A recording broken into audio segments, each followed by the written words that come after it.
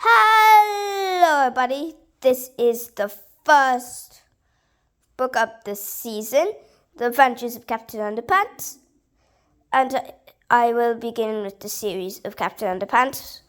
So if you want to see Dog Man, Diary of a Wimpy Kid, or anything else, you've got to wait a long time for that. But I'm doing the Captain Underpants books first because I have most of them. So, let's begin to read. Okay. The Adventures of Captain Underpants. Tra-la-la. There'll also be a few parts because I won't get enough time to do all of them. Okay. Meet George Beard and Howard Hutchins. George is the kid on the left with the tie and flap top. Howard is the one on the right with the t-shirt and bad haircut. Remember that now. Flower shop sign. Pick your own roses. George and Howard were best friends. They had a lot in common. They lived right next door to each other, and they were in the same fourth grade class at Jones Howard's elementary school. George and Howard were usually responsible kids. Whenever anything bad happened, George and Howard were usually responsible. Flower shop sign. Pick our noses. But don't get the wrong ideas about these two. George and Howard were actually very nice boys, no matter what anybody else thought. They were sweet and lovable. Well, okay, maybe they weren't so sweet and lovable, but they were good no less. It's just that George and Howard had a silly streak, a mile long. Usually that silly streak was hard to control. Sometimes it got them into trouble, and once it got them into big trouble. But before I can tell you that story, I have to tell you this story. Chapter 2. After a hard day of cracking jokes, playing pranks, and causing mayhem at school, George and Howard liked to rush to the old treehouse in George's backyard. Inside the treehouse were two big old fluffy chairs, a table, a cupboard crammed with junk food, and a padlock crate filled with pencils and pens, and stacks of paper. Now Howard loved to draw, and together the two boys spent hours writing and drawing their very own comic books. Over the years, they had created hundreds of their own comics, starting dozens of their own superheroes. First, there was Dog Man. We're going to be reading the Dog Man book soon, so be excited. Anyways, let's get back to the book. Then came Timmy the Talking Toilet, and who could forget the amazing cow lady? But the all-time greatest superhero they had ever made up had to be the amazing Captain Underpants. George came up with the idea. Most superheroes look like they're flying around in their underwear, he said. Well, this guy actually is flying around in his underwear. The two boys laughed and laughed. Yeah, said Howard. He could fight with wedgie power. George and Howard spent entire afternoons writing and drawing the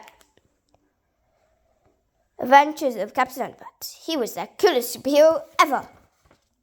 Luckily for the boys, the secretary at Jones Howard's elementary school were too busy to keep an eye on the copy machine, so whenever they got a chance, George and Howard would sneak into the office and run off several hundred copies of the latest Captain Underpants adventure.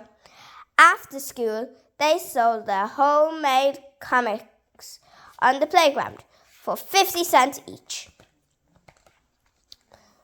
The Really Cool Adventures of Captain Underpants, written by George Beard, drawn by Howard Hutchins. It was a time of darkness and despair for Captain Underpants. What am I saying? It was a time of darkness and despair for Planet Earth. Bad guys were taking over the streets, and all of the superheroes in the world were too old to fight evil. Hey!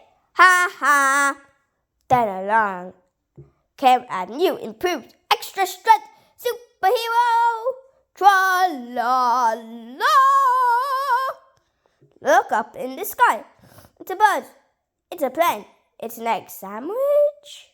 No way, I'm Captain Underpants. Captain Underpants was faster than a speeding waistband, more powerful than boxer shorts. What am I saying? And able to leap tall buildings without getting a wedgie. Tra-la-la! Night and day, Captain Underpants watched over the city, fighting for truth, justice, and all pure, shrunk, and cottony.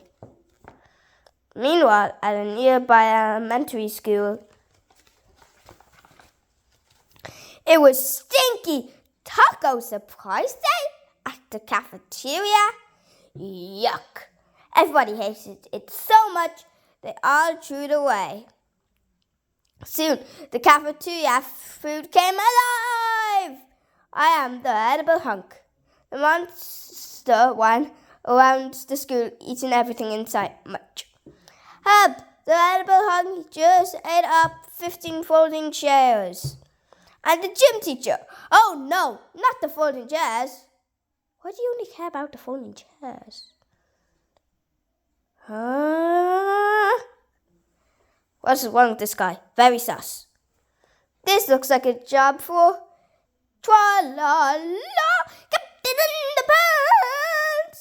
This guy's lost a tooth. Anyways, Captain Underpants shot lots of underwear at the monster, but it didn't do any good. Zip. So Captain Underpants took off running. The edible hunk chased after him. Go. Help! Wait, what? No, that's not a... What is that? That's help. Yeah, they're probably trying to say help, but that is 100% help. Anyways, doing stuff about spelling mistakes. That's not the end of this. Anyways, I chased him and chased him. Finally, the edible hunk got too tired and thirsty to chase Captain Underpants. How about a nice drink of water? So the monster took a long drink from a shiny white bowl. Gulp, gulp, when suddenly, away for Captain Underpants! Just to let you know, that was a toilet. Okay. And so the edible hunk just got flushed away and was never heard from again. Tra-la-la. Okay, I know I've been interrupting this book for a long time. But it's really, really funny. And there's stuff that don't even make sense. Please don't get angry at me. Okay. Maybe one more chapter. If I have enough time. Do you see that old guy looking out the window up there? That's Mr. Krupp, the principal. Now, Mr. Krupp was the meanest, slowest old principal in the whole history of Jerome Howard's elementary school. It sounds of children playing at recess. In fact, he hated children altogether. And guess which two children Mr. Krupp hated the most of all? If you guessed George and Howard, you're right. Mr. Krupp hated George and Howard. He hated their pranks, their wisecrackers. He hated their silly attitudes and their constant giggling. And he especially hated those awful Captain Underpants books. I'm going to get those boys one day. Mr. Crab vowed. One day, very, very soon. Okay, that's going to be the end of the book for now. If you want to see part 2, it's coming soon, maybe even tomorrow. So, let's see you. Have fun, and don't forget, keep reading. Goodbye. But before I leave, I just want to point out, oh wait, I'm not going to have enough time. But anyways, it's called O Books because my initials are OH. So if you want to know that, I'll tell you in the next book. Bye!